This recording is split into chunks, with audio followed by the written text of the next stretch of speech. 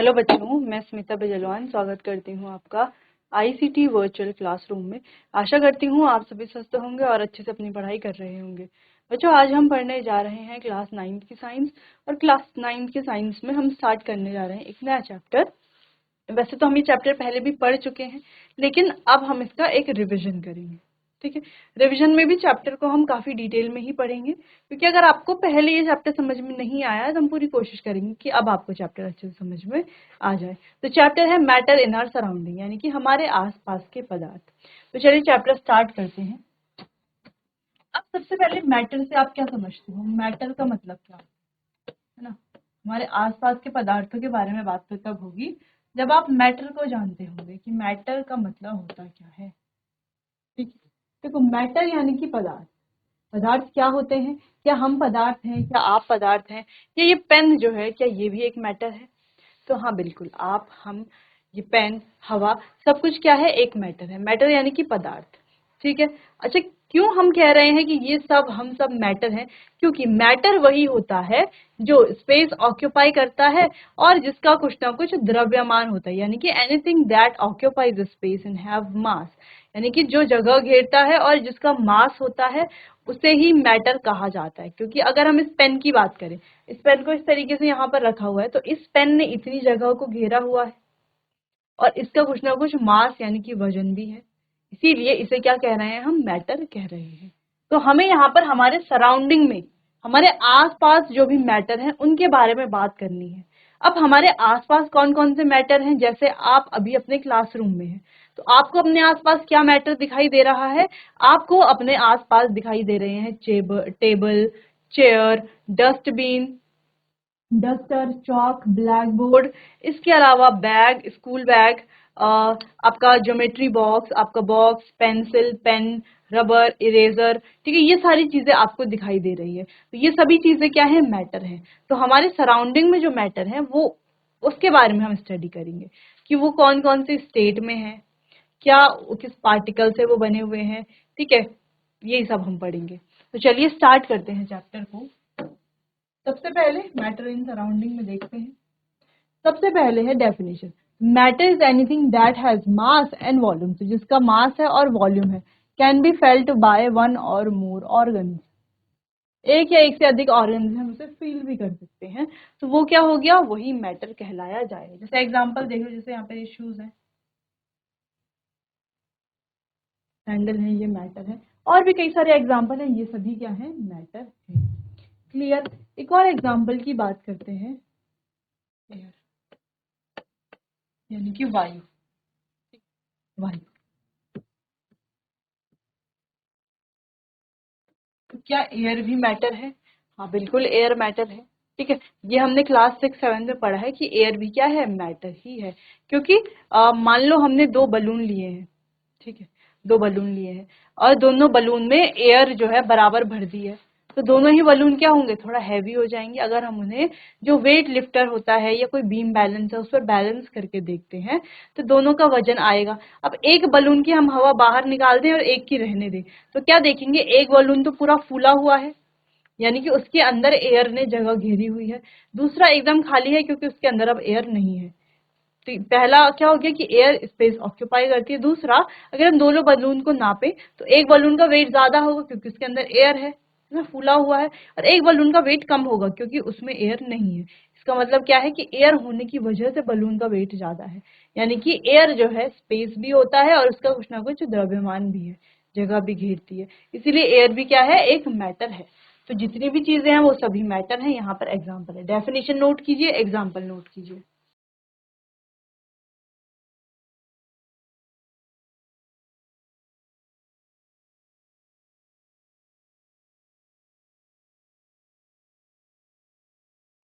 चलिए आगे बढ़ते हैं, इंट्रोडक्शन के बारे में बात करते हैं। Everything in the universe is made up of matter. हमारे यूनिवर्स में जो कुछ भी है सब कुछ मैटर ही है।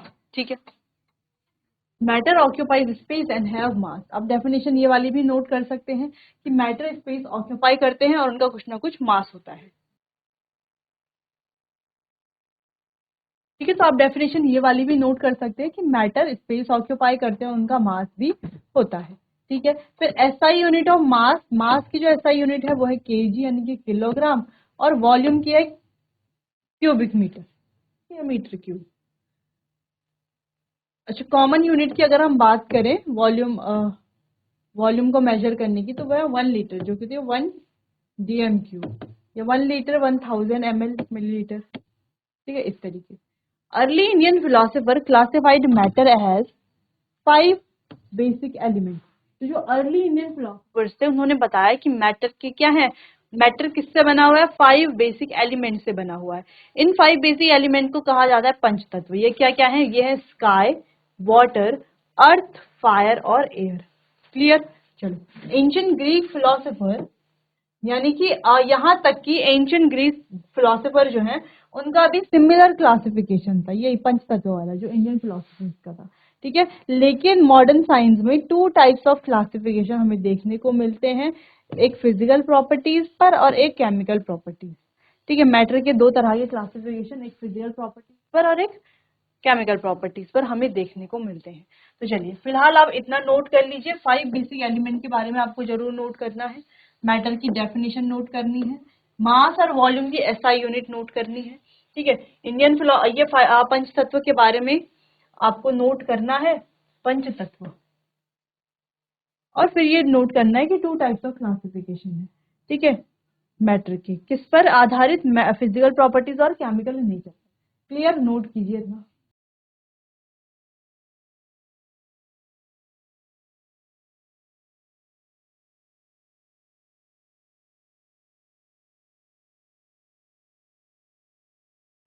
चलिए, तो क्लासिफिकेशन के बारे में बात करते हैं। फिजिकल प्रॉपर्टीज, सॉलिड, लिक्विड और gas. Chemical properties, element, compound and mixture. ठीक है, आप आगे नेक्स्ट चैप्टर में भी पढ़ेंगे इसको। अगर हम फिजिकल प्रॉपर्टीज की बात करें तो एक होगा हमारे सॉलिड। अगर हम एग्जांपल की बात करें सॉलिड के, तो कई सारे एग्जांपल, जो भी चीजें आपको सॉलिड दिखाई दे रही है। लिक्विड की बात करें तो जो भी चीज आपको लिक्विड दिखाई दे रही है, जैसे वाटर है, ठीक है, ऑयल है। गैस की बात करें तो जो भी गैसेस एलिमेंट है, जैसे एयर है, एयर भी तो गैस ही है। ठीक है, तो ये हो गई फिजिकल प्रॉपर्टीज। केमिकल प्रॉपर्टीज की अगर बात करें तो ये होते हैं हमारे पास प्योर सब्सटेंसेस।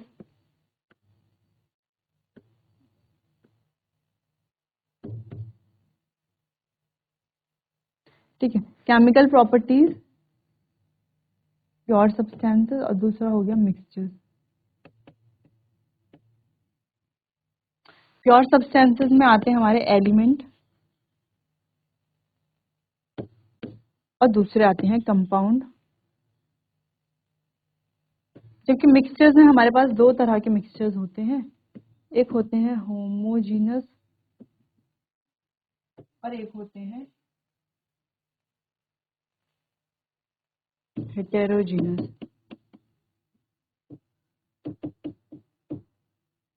ठीक है, एक हो गया होमोजीनस मिक्सचर और एक हो गया हेटेरोजीनस मिक्सचर। क्लियर है। तो यहाँ पर केमिकल प्रॉपर्टीज जब हम इसे क्लासिफाई करते हैं तो एक आते हैं प्योर सब्सटेंसेस और एक होते हैं मिक्सचर।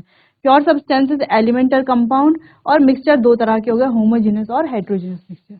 ये हम आगे नेक्स्ट चैप्टर में पढ़ने वाले हैं कि इस जो आपकी बुक में है, is matter around us pure, वैसे हम चैप्टर पढ़ चुके हैं पहले भी। ठीक है, यहाँ पर हमें केवल सॉलिड, लिक्विड और गैस के बारे में पढ़ना है। ठीक है, चलिए, तो ये क्लासिफिकेशन को आप नोट कीजिए, फिर आगे डिस्कस करते हैं।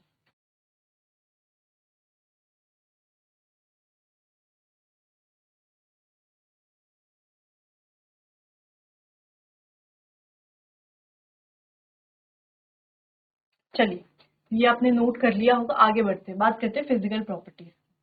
ठीक, तो matter is made up of particles which differ in shape, size and nature. Matter क्या है, पार्टिकल से बने हुए हैं जो शेप में, साइज में और नेचर में अलग अलग होते हैं। इसीलिए तो हमें अलग अलग तरह के मैटर देखने को मिलते हैं। कुछ सॉलिड स्टेट में, जैसे आप इसे देखो तो ये सॉलिड स्टेट में है, पानी को देखो तो लिक्विड स्टेट में है, वायु जो है वो गैसेस स्टेट में है। क्यों ऐसे अलग अलग है, क्योंकि इनके शेप, साइज और नेचर क्या है, अलग अलग है from other type of matter, एक दूसरे। ठीक है, the particle of matter are very small, और मैटर के जो पार्टिकल्स है वो बहुत ज्यादा छोटे हैं। ठीक है, the particles which constitute a certain matter are so small that we can not see them individually with naked eyes. और मैटर के जो पार्टिकल्स हैं ये इतने ज्यादा छोटे होते हैं कि इन्हें हम अपनी नग्न आंखों से नहीं देख सकते हैं। तो अगर हम बात करते हैं कोई भी मैटर है, ठीक है, कोई भी मैटर है, ये मैटर बना हुआ किससे है? ये मैटर बनता है एटम्स एंड मॉलिक्यूल से।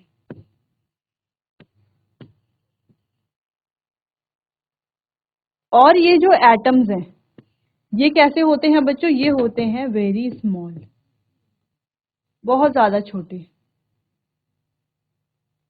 क्लियर है इतना? चलिए तो नोट कीजिए इसे।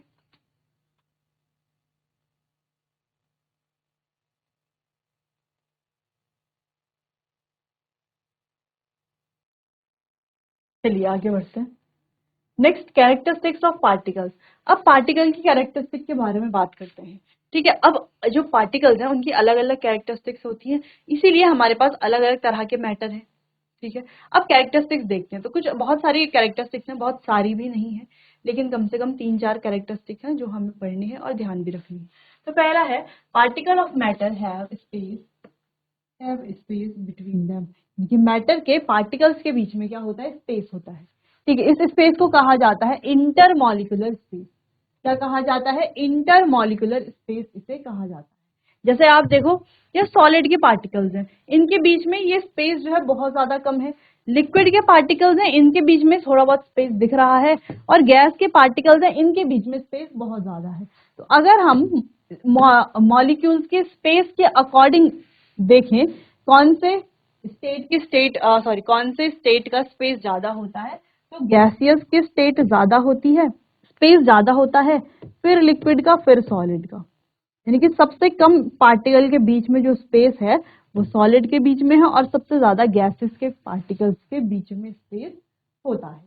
ठीक है, समझ में आई? तो पहला कैरेक्टरिस्टिक्स क्या है कि मैटर के जो पार्टिकल्स हैं उनके बीच में स्पेस होता है। क्लियर? अब इसको हम एक एक्टिविटी से शो करेंगे। पहले आपको इतना नोट करना है, फिर एक्टिविटी देखते हैं।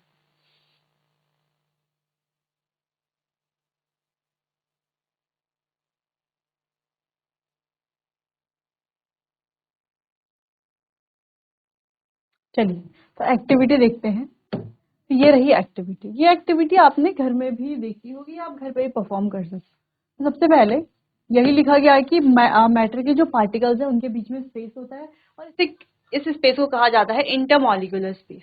ठीक है, तो एक एक्टिविटी करेंगे। एक्टिविटी के लिए क्या करना है, हमें एक बीकर या ग्लास लेना है कुछ इस तरीके से, इसको पानी से फिल कर लेना है, और जितना हम फिल कर रहे हैं उसको मेजर कर लेंगे।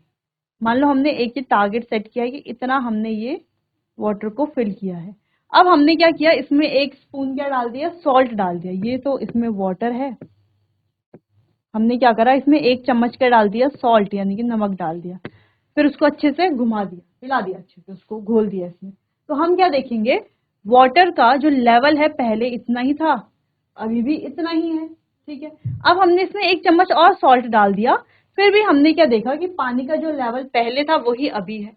यानी कि लेवल में, पानी के लेवल में कोई भी चेंज नहीं आया है, पानी वैसा का उतना ही है। तो ऐसा क्यों? अगर हम कोई चीज डाल रहे हैं तो क्या होना चाहिए? पानी के लेवल को बढ़ना चाहिए, क्योंकि हम इसमें तो कुछ ऐड कर रहे हैं। पानी का लेवल बढ़ना चाहिए कि नहीं बढ़ना चाहिए? बढ़ना चाहिए। लेकिन यहाँ पर पानी का लेवल क्यों नहीं बढ़ता? इसीलिए नहीं बढ़ता क्योंकि पानी क्या है? लिक्विड। लिक्विड के जो पार्टिकल्स हैं उनके बीच में क्या होता है? Intermolecular space. क्या होता है? Inter molecular space. अब इन पार्टिकल्स के बीच में है इंटरमॉलिक्यूलर स्पेस, और उस इंटरमॉलिक्यूलर स्पेस को क्या कर रहा है? जो सॉल्ट है, ये जो नमक है, नमक के जो पार्टिकल्स जा रहे हैं उस स्पेस को, उस खाली जगह को क्या कर रहे हैं? घेर रहे हैं। ठीक है, खाली जगह, जैसे मान लो हमने कहा कि मेरा हाथ का जो लेवल है वो इतना है, इतना है। अब हमने क्या किया, इतना इसमें, इसके अंदर इतना कुछ भर दिया है, क्योंकि अंदर तो ये खाली है, कुछ भर दिया है। तो क्या लेवल बढ़ेगा? नहीं बढ़ेगा। क्यों नहीं बढ़ेगा? क्योंकि भरा हमने इसके अंदर है ना, जो भी चीज हमने इसके अंदर भरी है उसने क्या करा है? उतने स्पेस को ऑक्यूपाई किया है। सेम ऐसे ही इस वाटर के ग्लास पर या बीकर पर जो सॉल्ट हमने डाला है उसने क्या किया है? वो जो एम्प्टी स्पेस था, वो खाली जगह थी, उसको घेरा है। इस वजह से इस वाटर का जो लेवल है वो बढ़ा नहीं, सेम ही रहा। ठीक है, लेकिन अगर हम बहुत ज्यादा सॉल्ट डालेंगे तो सारे स्पेस क्या हो जाएगा? फिल हो जाएगा, फिर लेवल बढ़ना शुरू होगा। ठीक है, इसका मतलब ये नहीं कि कितना भी सॉल्ट डालो कभी लेवल नहीं बढ़ेगा, नहीं। सॉल्ट अगर हम बहुत ज्यादा डाल रहे हैं तो लेवल क्या होगा, इंक्रीज होने लगेगा, क्योंकि खाली स्पेस क्या हो जाएगा, पूरा भर जाएगा। जब एक बार खाली स्पेस पूरा भर गया तो लेवल क्या होगा, इंक्रीज हो। ठीक है, तो चलिए, the level of water remains same as the sugar particle या सॉल्ट जो भी है gets into the spaces between water and water molecules, therefore the level of water remains same. क्योंकि ये जो शुगर है या सॉल्ट है, इसके पार्टिकल्स कहाँ चले जाते हैं, इसके स्पेस में चले जाते हैं, इस वजह से लेवल क्या रहता है, सेम रहता है। क्लियर है इतना? चलिए नोट कीजिए इसे।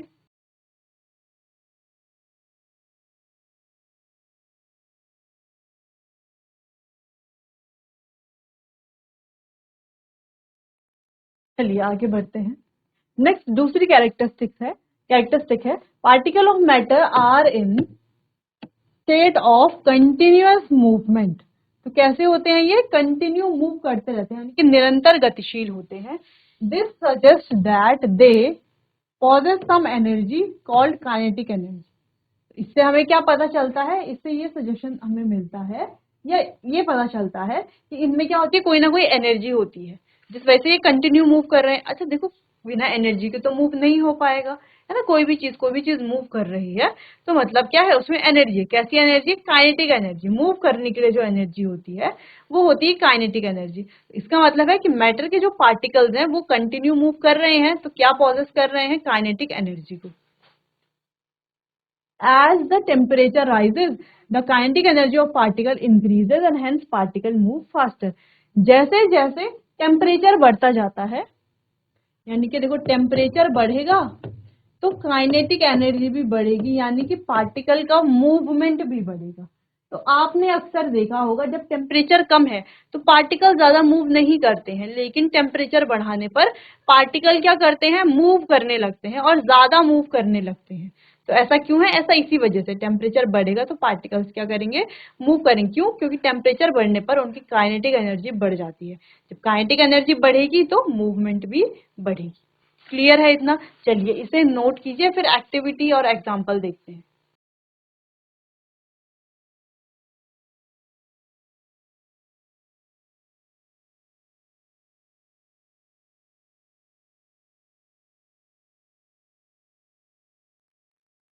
चलिए तो एक एग्जाम्पल से समझते हैं। जैसे आपने एक इंसेंस स्टिक तो देखी होगी, अगरबत्ती इस तरीके से होती है ना अगरबत्ती।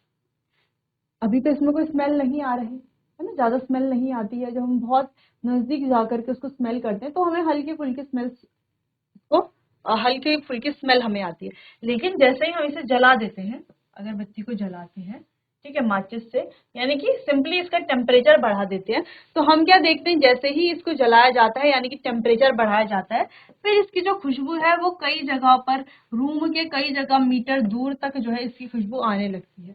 क्यों, इसी वजह से, टेम्परेचर इंक्रीज करने की वजह से। तो यहाँ पर हमने समझा कि टेम्परेचर बढ़ने से जो पार्टिकल्स हैं उनकी मूवमेंट भी बढ़ जाती है, काइनेटिक एनर्जी बढ़ती है, तो पार्टिकल कंटिन्यू जो मूव कर रहे हैं उसकी मूवमेंट भी इंक्रीज होती है। तो यहाँ पर हमने पार्टिकल्स ऑफ मैटर के कुछ कैरेक्टरिस्टिक देखे, बाकी कैरेक्टरिस्टिक को डिस्कस करेंगे हम अपने आने वाले अगले सेशन में।